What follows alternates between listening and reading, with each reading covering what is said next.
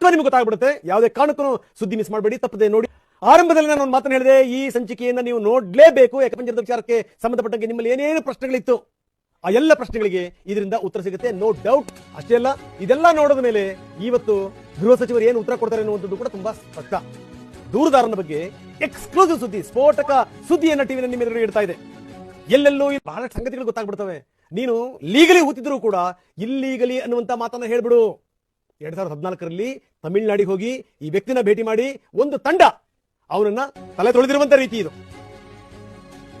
SIT ಇಂದ TV ನನಗೆ exclusive ವಿವರಗಳು ಲಭ್ಯವಾಗಿವೆ. SIT ಮೂಲಗಳಿಂದ ತುಂಬಾ ಸ್ಪಷ್ಟವಾದಂತ ಸಂಗತಿಗಳನ್ನು ಹೇಳಿದೆ. 2023 ಡಿಸೆಂಬರ್ನಲ್ಲಿ ಒಂದು ಟೀಮ್ ಭೇಟಿಯಾಗುತ್ತೆ. ಪೊಲೀಸರು ಒಂದು ಏನೇನು ಹೇಳಬೇಕು ಅಂತ ಹೇಳ್ಕೊಡುತ್ತೆ.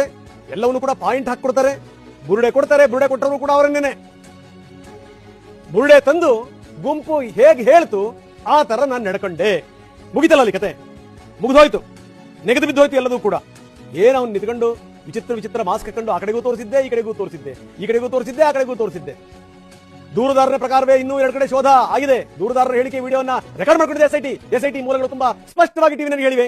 ಏನಾಗಿದೆ ಘಟನಾವಳಿಗಳು, ಏನಾಯ್ತು. ಚೆನ್ನೈನಲ್ಲಿದ್ದಂತ ವ್ಯಕ್ತಿ ಅವನನ್ನು ಹೋಗಿ ಭೇಟಿ ಮಾಡಿದಂತವ್ರು ಯಾರು? 2023 ಡಿಸೆಂಬರ್ನಲ್ಲಿ ಅವನ ಕರ್ಕೊಂಡ್ಬಂದವ್ರು ಯಾರು? ಪೊಲೀಸರ ಎದುರಿಗೆ ಏನೇನು ಹೇಳಬೇಕು ಅಂತ ಅವನಿಗೆ ಗಿಳಿಪಾಠ ಹೇಳ್ಕೊಟ್ಟಂತವ್ರು ಯಾರು? ಅವನಿಗೆ ಬುರುಡೆ ಕೊಟ್ಟವನಿಗೆ ತಲೆ ತೊಳೆದಂತವ್ರು ಯಾರು? ತಲೆಯಲ್ಲಿ